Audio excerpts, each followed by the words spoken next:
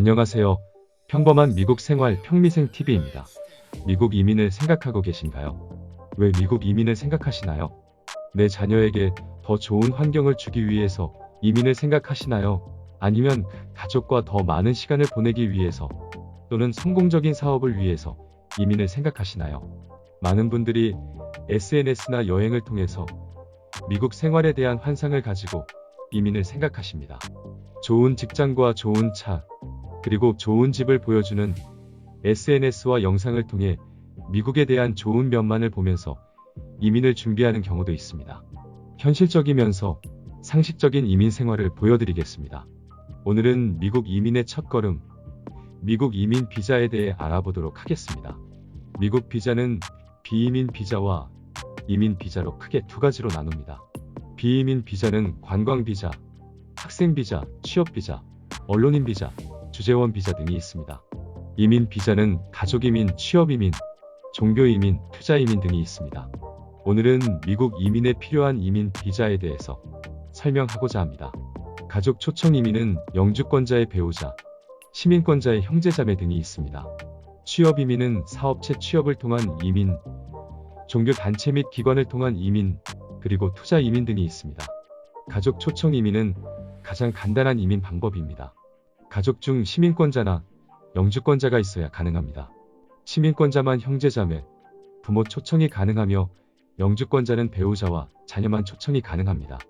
가족 이민 비자는 1순위 시민권자의 21세 이상 미혼 자녀, 2순위 A 영주권자 배우자와 21세 미만 미혼 자녀, 2순위 B 영주권자의 21세 이상 미혼 자녀, 3순위 시민권자의 기혼 자녀, 4순위 시민권자의 성인 형제 자매로 나뉩니다. 취업 이민은 미국 내 취업을 목적으로 신청한 뒤 영주권까지 취득하는 방법입니다. 미국 내 사업자의 스폰서가 필요합니다. 가족이 있는 경우 한 명만 신청한 뒤 영주권 취득 시에는 부부와 21세 미만 미혼 자녀 모두 한 번에 받을 수 있습니다. 비자 조건에 따라 학력이나 경력이 다르게 필요합니다. 취업 이민 비자는 EB1은 과학, 예술 등의 분야에서 탁월한 인재 및 다국적 기업 임원이 해당됩니다.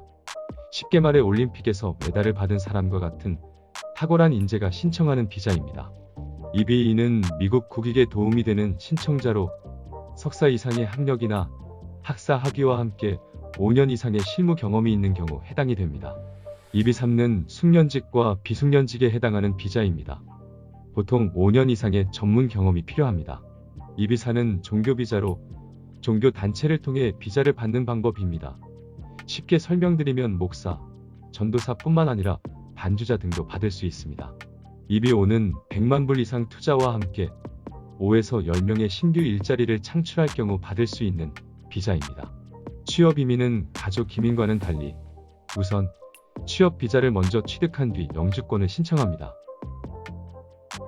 지금까지 이민을 위한 가장 기본적인 비자 및 조건에 대해서 설명드렸습니다. 이외에도 시민권자와 결혼, 구제한 등 여러가지 방법이 있으나 이 방법들은 나중에 따로 설명드리겠습니다. 미국 이민은 천천히 그리고 자세하게 준비하는 게 가장 좋은 방법이며 가장 빠른 방법입니다. 간혹 미국에 사시는 분들이 개인의 경험을 가지고 설명하는 경우가 있는데 그 방법이 맞을 수도 있지만 보통의 경우 잘못된 조언인 경우가 많습니다. 돈이 아깝다는 생각을 하시지 마시고 변호사 및 전문가와 계속 상담을 하시면서 본인에게 맞는 방법을 준비하는 게 가장 좋은 방법입니다. 변호사 상담도 한 곳에서만 하지 마시고 2에서 3곳에서 하시면 본인에게 맞는 방법을 찾을 수 있습니다. 제 개인의 경험을 말씀드리면 영주권 신청 관련으로 문제가 있어서 이민 변호사 4곳을 방문해서 상담했는데 한 곳은 가능하다고 했다가 다시 연락와서 불가능하다고 했으며 2곳은 그 자리에서 불가능하다고 했습니다. 마지막 한 곳은 자신 없는 말투로 가능하다고 했습니다. 그래서 마지막 변호사에게 어떻게 가능한지에 대한 법률적 설명을 듣고 관련 자료를 찾아본 뒤 가능성이 있다고 판단되어 그 변호사와 함께 영주권을 신청 후 취득했습니다. 이렇게 변호사가 이민에 관한 모든 정보를 정확하게 가지고 있는 게 아니기 때문에 여러 명의 변호사 및 전문가와 상담하는 게 중요합니다. 본인이 알아보지 않고 다른 사람의 말만 믿고 진행하는 경우 사기 등을 당해서 돈과 시간을 버릴 수 있으며 영주권 취득도 못할 수 있습니다. 영주권 사기의 경우 본인의 신청이 잘못됐다는 걸 아는 시점도 굉장히 오래 걸리고 그에 따른 금전적인 손해도 지속적으로 발생합니다. 경우에 따라 영주권 취득이 안 된 이유가 이민국의 실수라는 설명에 이민국을 상대로 이길 수 없는 재판을 진행하는 경우도 있습니다. 지금까지 이민 비자의 종류 및 자격 조건 등의 내용을 설명드렸습니다. 다음에는 이민 비자를 통한 영주권 진행 순서를 설명드리겠습니다. 혹시 궁금한 내용이 있으시면 알려주세요. 감사합니다.